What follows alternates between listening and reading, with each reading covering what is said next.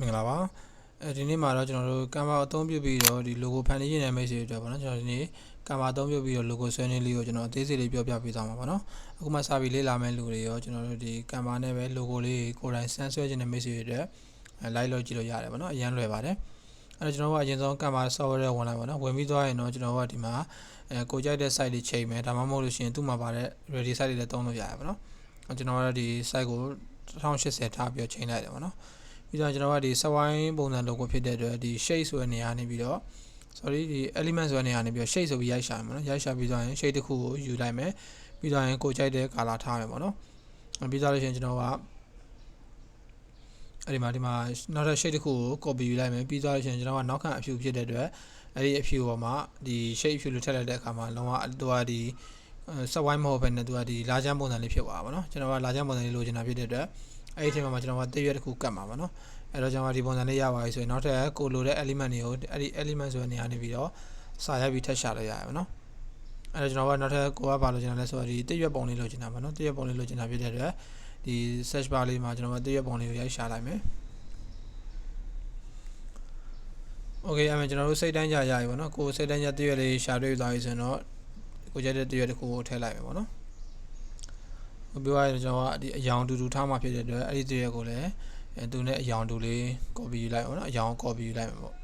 ပြီးတော့ကျွန်တော်တို့ဒီလိုချင်တဲ့နေရာမှာစိတ်တိုင်းကျနေရာချမယ်ပြီးတော့ဆိုတော့ကျွန်တော်တို့ကဒီမှာဗာထည့်မလဲဆိုတော့စာရေးမှာပေါ့နော်စာရေးဖို့တော့ကကျွန်တော်တို့ကဒီ T ဆိုရဲ T ပုံစံလေးပေါ့နော်အဲ့ဒီ text ဆိုတဲ့နေရာလေးကနေကျွန်တော်ကဒီ new text ခေါ်လိုက်မယ်ပေါ့နော်ပြီးတော့ရင်စာရေးမယ်ကျွန်တော်ရဲ့ဒီ Canva ကောက်နေမှာမြန်မာဖောင့်နေ300ကျော်ထည့်ပေးထားတယ်ဒါပေမဲ့လို့သူကဖောင့်နေရပါလဲဆိုတော့ဒီ win ဖောင့်နေဖြစ်တဲ့အတွက်ကျွန်တော်ဒီ ဒီ Unicode လက်ကွက်နေဆိုမှန်မှန်နိုင်ဘူးပေါ့နော်အဲ့ဒါဘယ်လိုလုပ်ရမလဲဆိုတော့ကျွန်တော်စီမှာဒီ Canva ကောက်ဝယ်လေးတောင်ကျွန်တော် keyboard လေးတစ်ခုလက်ဆောင်ပေးပါတယ်အဲ့ဒါဘာလဲဆိုတော့ဒီ win ဖောင့်နေအတွက်ပေါ့နော်ဒီ win ဖောင့်နေသုံးတဲ့လူတွေအဲ့ဒီ keyboard နဲ့တွဲရိုက်မယ်ဆိုရင်ကျွန်တော်ဖောင့်နေရဒီလုံးဝဖောင့်လှတွေကိုအလွယ်တကူပုံမှန်ကျွန်တော် Unicode ရိုက်လို့ပဲဖောင့်အမှန်နေထွက်မှာပေါ့နော်သူကဒီ keyboard နဲ့ရိုက်မှာပဲပေါ်မှာပေါ့ကျွန်တော်တို့ Unicode နဲ့ရိုက်ရင်တော့မပေါ်ဘူးပေါ့နော်အဲ့တော့ဒီ Canva ကောက်ယူမယ်ဆိုတော့ကျွန်တော်ဒီအဲ့ဒီ keyboard လေးလက်ဆောင်ပေးပါတယ်ကျွန်တော် Telegram မှာလိုအပ်လို့ရှိရင်ဆက်သွယ်ပေးမှယူလို့ရပါတယ်โอเคပြီးပါပြီဆိုကျွန်တော်ကစာရေးမယ်ပေါ့နော်ကျွန်တော်ရေးချင်တဲ့စာကိုအဲ့ဒီ keyboard ကနေ keyboard အကူအညီနဲ့ကျွန်တော်ရေးလိုက်မယ်ပေါ့နော်ကျွန်တော်ကတော့ဒီအခြားမှာ copy ယူပြီးတော့ကြိုရေးထားပါပေါ့နော်အဲ့တော့ဒီမှာ copy paste ပဲလုပ်လိုက်ပါမယ်ဟုတ်ပြီးတော့ကျွန်တော်ကဒီ font မြောင်းဖို့တော့ကဒီဘက်မှာ Canva ဆန်းဆိုတဲ့နေရာလေးကိုနှိပ်လိုက်မယ်ဆိုရင်တော့ဒီကျွန်တော်တို့ထည့်ထားတဲ့ font တွေမြန်မာ font အလှတွေအများကြီးရှိရပါတော့အဲ့ဒီနေရာမှာကိုကြိုက်တဲ့ font တစ်ခုကိုကျွန်တော်ကရွေးချယ်ပြီးတော့နှိပ်လိုက်မယ်ဆိုရင်ဒါ font အလှတစ်ခုရပါပြီပေါ့နော်ပြီးတော့ကျွန်တော်က color အတူတူလောက်မှဖြစ်တဲ့အတွက်သူ့ကိုလည်း color change မယ်ပေါ့နော်ပြီးတော့ဆိုကျွန်တော်ကဒီသူကဒီ save နဲ့ပတ်သက်တာဖြစ်တဲ့အတွက် save နဲ့ပတ်သက်တဲ့ sign လေးတွေထည့်မယ်ပေါ့နော်အဲ့လိုထည့်ဖို့တော့ကကျွန်တော် element နေရာမှာပဲထည့်ပြီးကျွန်တော်ကဒီ save နဲ့ပတ်သက်တာလေးကိုရိုက်ရှာလိုက်မယ်ပေါ့နော်အဲ့ဒါဘယ်လိုရှာမလဲဆိုတော့ကျွန်တော်ဒီ pharmacy ဆိုပြီးတော့ရှာလိုက်မယ်ပေါ့နော် pharmacy logo ပေါ့အဲ့လိုလေးရှာလိုက်မယ်ဆိုရင်သူနဲ့ပတ်သက်တာလေးကြာလာမယ်အဲ့ဒီမှာကျွန်တော်တို့ကိုကြိုက်တဲ့ဟာလေးကိုယူသုံးမယ်ပေါ့နော်ကျွန်တော် CO နှိပ်လိုက်မယ်ဆိုတော့အများကြီးကြာတယ်ပေါ့နော်အဲ့ဒီမှာကိုကြိုက်တဲ့ဟာလေးကျွန်တော်ယူသုံးလိုက်မယ်ဒီမှာကျွန်တော်အပေါင်းလက္ခဏာလေးကိုယူလိုက်မယ်ပေါ့နော်ပြီးပါပြီဆိုရင်အဲ့ဒီကောင်ကအယောင်နဲ့လေးကိုရဲနေပေါ့နော်သူကအစိမ်းနူရောင်ဖြစ်တဲ့အတွက်ခုနကကျွန်တော်တို့ဒီ logo မှာတောင်းတဲ့အယောင်ကိုပဲ copy ယူပြီးတော့အယောင်တူဖြစ်အောင်လုပ်လိုက်မယ်ပေါ့နော်ကျွန်တော်ကအယောင်နဲ့အရင်များနေအောင်ဆိုရင်လည်းမလှဘူးပေါ့နော်အဲ့တော့တယောင်နဲ့ပဲတသက်မဲ့ထည့်သုံးလိုက်မှာဖြစ်ပါတယ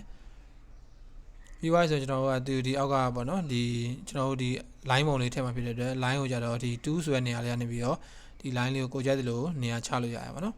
့အဲ့မှာသူ့မှာဒီ asset လေးတွေကိုကျွန်တော်ကထောက်ပြီးတော့ကိုလိုသလိုပုံစံပုံဖော်လို့ရတယ်ပေါ့နော်ကျွန်တော်ကတော့ဒီအခုပုံစံလေးပေါ့နော်ကိုစိတ်ကိုရှိသလိုလေးပုံဖော်ပြီးတော့ထည့်လိုက်မှာဖြစ်ပါတယ်ဒီကောင်လေးကိုစိတ်တိုင်းကြရပြီဆိုကျွန်တော်တို့ကသူ့စိတ်တိုင်းကြရပြီဆိုရင်သူ့ကိုအယောင်ပြောင်းမယ်ပေါ့နော်အယောင်ပြောင်းမယ်နည်းနည်းလေးကျွန်တော်က stroke ပေါ့နည်းနည်းလေးထူထူလေးဖြစ်အောင်လို့ stroke ကိုဒီ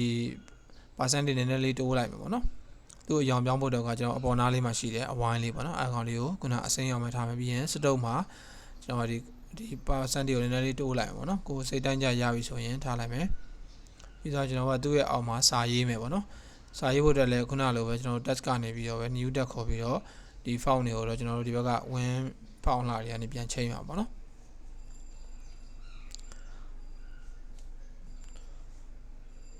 โอเคကျွန်တော်ဒီမှာစာတစ်ခုထပ်ရေးမယ်ပေါ့နော်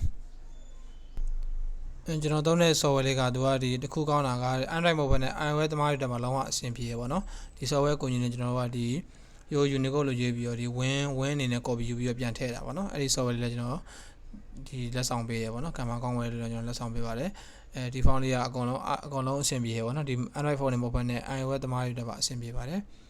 ကျွန်တော်ကိုရေးချင်တဲ့စာတစ်ခုကိုရေးပြီးတော့ copy ယူလာရပါတော့ copy ပြီးတော့ဒီမှာပြန်ချလိုက်မယ်ချပြီးရင်ကျွန်တော်ကဒီ font design change မယ်ပေါ့နော် font design change ဖို့တော့ကခုနလိုပဲဒီ Canva Sans ဆိုတဲ့နေရာလေးကိုထောက်လိုက်မယ်ဆိုရင် font တွေအများကြီးကျလာတယ်ပေါ့နော်ဒီထဲမှာကျွန်တော်တို့ကိုကြိုက်တဲ့ဟာတစ်ခုရွေးမယ်ပေါ့နော်ပြီးရင် color တွေပါလေချိန်မယ်အကုန်လုံးစိတ်တိုင်းကြဖြစ်ပြီဆိုတော့ကျွန်တော်တို့ကဒီကောင်ကို group တစ်ခုလေပေါ့နော်ပြောမှဆိုတော့ဒီတခြား pixel တွေပါတော့မှဆိုတော့ layer ပေါင်းတာပေါ့နော်ကျွန်တော်တို့ဒီဖန်တီးခဲ့တဲ့ layer တွေအားလုံးကို group တစ်ခုလေဖြစ်အောင်ပေါင်းလိုက်မှာပေါ့နော်ပေါင်းပြီးတော့မှကျွန်တော်က save မှာဖြစ်ပါတယ်အဲ့တော့ကျွန်တော်ကဒီနောက်ခံအဖြူမသုံးချင်ဘူးဆိုရင်ဒီ group တစ်ခုလေပေါင်းမှာဒါ background ဖြတ်လို့ရအောင်ပေါ့နော်အဲ့တော့ဒီအကုန်လုံးကို select ပေးလိုက်မှာပေါ့နော်အကုန်လုံးတစ်ခုချင်းကို light ထောက်ပြီးတော့ select ပေးလိုက်မယ်ဒီကျွန်တော်တို့ဒီ keyboard နဲ့သုံးတာပေါ့နော်ဒီဖုန်းမှာဆိုရင်တော့ကျွန်တော်ကဒီညာဘက်အဆက်လေးနဲ့လိုက်ဆိုရင်ဒီ multiple select ဆိုတာလည်းရှိရပါတော့အဲ့ကောင်လေး light ထောက်ပြီးတော့သူကအားလုံးကို group တစ်ခုတည်းနဲ့ပေါင်းလိုက်တာပေါ့နော်ပေါင်းပြီးသားဆိုတော့ကျွန်တော်ကဒီစိတ်ကြိုက်နေရာချလို့ရမယ်ရွှေ့လို့ရမယ်ပေါ့နော်ပြီးတော့ဆိုတော့ကျွန်တော်ကစိတ်တိုင်းကြဖြစ်ပြီဆိုရင် save နှိပ်မယ်ပေါ့နော် save ရကြတော့ပြန်มาလဲဆိုတော့ကျွန်တော်ဒီညာဘက်နားလေးမှာ share ဆိုတဲ့နေရာနေပြီးတော့ကျွန်တော်တို့ဒီ image တိုက်ရွေးမယ်ပေါ့နော် JPEG လာ PNG လာပေါ့နော်ပြီးတော့ကျွန်တော်က download ပေါ့နော် download ကနေပြီးတော့ကိုလိုချင်တဲ့